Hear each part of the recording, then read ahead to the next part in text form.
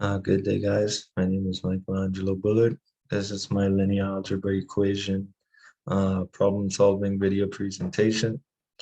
And let's get on to the next slide. Okay, so slide one basically shows problem one, which is find the change of the basis matrix between the two bases below and explain what's going on. So basically we have basis one and basis two, and we will be showing how to go from basis one to basis two. Okay, so in solution, what I have is a diagram that you should write, which makes it easier when finding the formula for solving the solution. So basically, there we go. Arrows to show direction. Okay, and so right here, we have the formula on how you would solve for the change in basis from basis one to basis two, which is basically converting the matrix B1 to B2. And how you do that, let me just get at the basis for you guys. All right, so let's get out everything. Okay. So now, all right, so the formula basically states that in this case, I is the representative for any matrix. And so the formula basically states that to get matrix, define the solution of B1 to B2, what you would want to do is multiply the matrix going in the direction from the standard basis to the B2 basis, and multiply that from basis going from basis one to the standard basis. And so basically what you would get is the inverse of this basis two, because as you can see, we're going against the arrow and we're going this way. So you get the inverse of the standard basis going to basis two, which we could see down here. And you would multiply that of the basis going from basis one to the standard basis, which is this basis right here. And so as you can see, the reason that makes sense is because what we want to do is we want to go from basis one to basis two, right? And so it would make sense to keep the regular form of the matrix right here. And because we're going up against basis two, we'd have to use the inverse. And so that is how you get this formula or equation right here to solve for this solution. And basically what you do is you inverse the matrix in the front of it, and then you do matrix multiplication, and then you multiply it against the second matrix, and then you get your solution, which is this right here. And so this solution would be the change in basis from B1 to B2. All right, on to the next slide.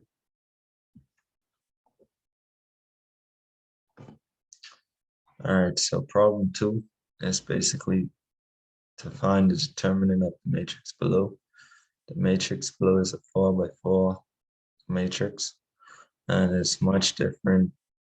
There's a much different way in finding the determinant and when you compare it to a 2x2 matrix. You basically still use 2x2 matrices inside it to find that determinant, but it's different. And so here we got a 4x4 matrix, and when you have a 4x4 matrix and you're trying to find the determinant, what you do is you expand on any row or any column. So you could take this row, or you could take this column, or you could take any other one inside the matrix that you desire. But in most scenarios, what you would want to do is you would want to take the row or column with the most zeros. And so in this case, we'll be taking this first column because as you can see, it has the most zeros. And as you go more into the problem, you'll see how beneficial it is to have that much zeros and how easy it makes the process. On the right, you can see I have this other matrix that shows positive and negative values. And basically, this will come in handy in determining whether the coefficient that's multiplying on the matrix C's is positive or negative when it's time to solve for the determinant. And so let's take a step back. Okay, so here you have the first step in solving for the determinant of a 4x4 matrix. And so, as I mentioned, we want to expand on any row or column. And our first step, we chose the first column because it had the most zeros. And as mentioned, it makes it much easier when solving for the determinant. And so, as you can see, we take each number and it becomes a coefficient. As you can see, we have 1, we have the 0, we have the next 0, and we got the next 0. And so when we take the first coefficient of the column, what we want to do is multiply it. What we want to do is multiply it to everything outside of that row and column. So basically all numbers in this row and all numbers in this column, we exclude and we create an X matrix that looks like this. So as you can see, that is this matrix below. This is how we reduce it from a, this is how we basically change it from a 4x4 to a 3.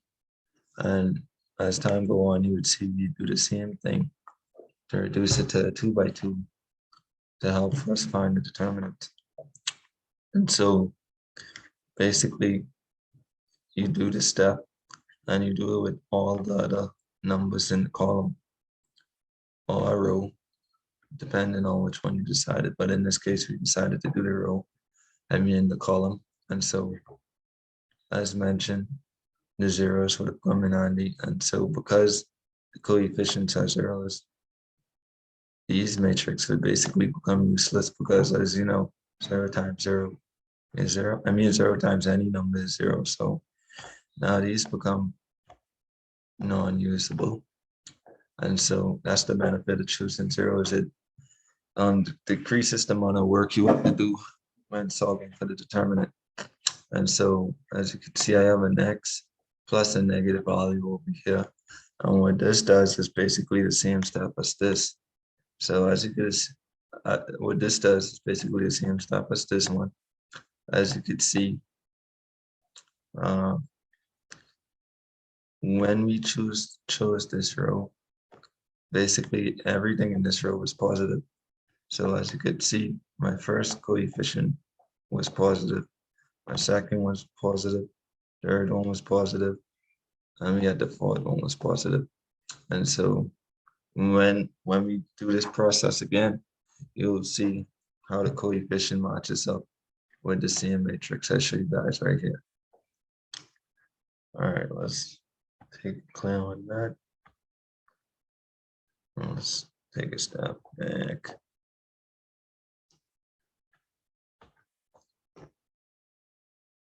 All right, so now we're on to the next step in solving for the determinant. And we basically do the same thing as we did to reduce it. The same thing we did to reduce from a 4 to a 3x3 matrix. We do the same thing to reduce it from a 3x3 to a 2x2. And so in this case, we're working with this matrix right now because the rest of these matrix were non-usable. So basically we work with this one. And so we repeat the process again. You know, you want to find a row or column to expand on. And as mentioned before, like we did with this one, we want to find the one with the most zeros. But sadly, in this case, we have, well, not sadly, but at least we can find a row or column with a zero. And so in this case, we have, in this case, we have two rows with, a zero inside it. So it don't matter which one you choose. And keep in mind, you don't even have to choose the one with the zeros. It just makes it much easier to work. And so what I decided to do is go to the row and column in the middle. Decided to go to the row inside the middle. And so what that does for us is when we're looking to solve, you take this row. And so when we expand on it, we take 0, the coefficient, and 0 is negative because it's in this negative place right over here. So you can see how that came in handy. We're able to identify whether it's positive or negative. And so what we want to do now is we want to take everything that is outside zero's column and outside 0 row. And so as you can see, we're left with 1. We're left with 1, -3, and 2, -0. And so that's how we form this matrix right here. And so now what we'll do is the same thing for 3. And so you cross out the row and column inside it. That 3 is in. And now we get 4, -3, 1, and 0, as you can see. And so that's how we get that. Well, let's take a step back. All right, so now all we do is we keep repeating that process until we use up all the numbers in the row and get them to a coefficient. So now you see we have 3, and we did the same thing with 1 so that we could form this same matrix right here. And so as you can see, 1 is in the negative column as well, and that's how we get -1. All right, so now that we reduced those to a 2x2 matrix, now we can define the determinant of these 2x2 matrix. And what we want to do is keep them. What we want to do is basically multiply them against the coefficient, and we repeat, and we basically plug them into the same equation right here, and we solve our solution. And so I just move in this area. I just showed how you would find the inverse, not the inverse, the determinant. And so I have a little formula right here which just says, the coefficient versus AD minus PC, which you would remember from finding the determinant of the 2x2. And so now we take, as mentioned, when the coefficient is 0, you don't really need the matrix because anything multiplied by 0 is 0. So we cancel this one to make our job easier. And now we're left with this 3 coefficient on a 2x2 matrix. And so, as mentioned, you take, this is the equation right here. We see when we multiply A and D. And just in case you don't remember, we got a little matrix over here showing each one in each place. And so, when finding the determinant, you crisscross A and D, which results in them going from D to A. And then you just add negative values multiply times a negative, and you change the positive to negative by anything. Yeah, I mean, you change the values to negative. And so in this case, we got a -3, and so that -3 turned to a +3.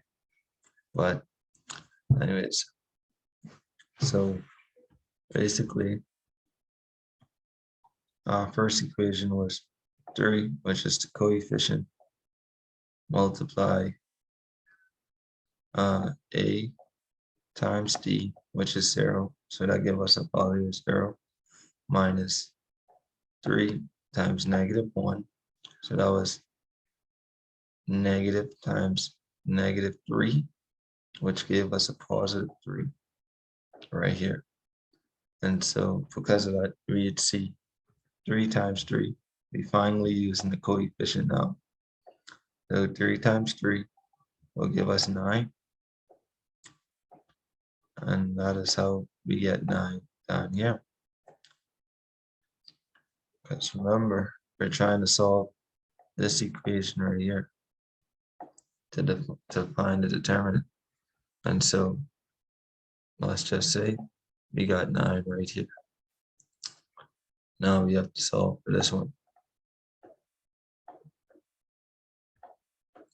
Okay, and so now we got 1. We repeat the same process. Ooh. We repeat the same process. AD minus BC. And so what we get is -1, the coefficient, multiply AD, which is 4 times 2, minus BC. And so basically you get the coefficient times 8 minus 1, which is 7. And so you get 7. And now we'd see we got 9 minus 7 gives us 2, which is the determinant.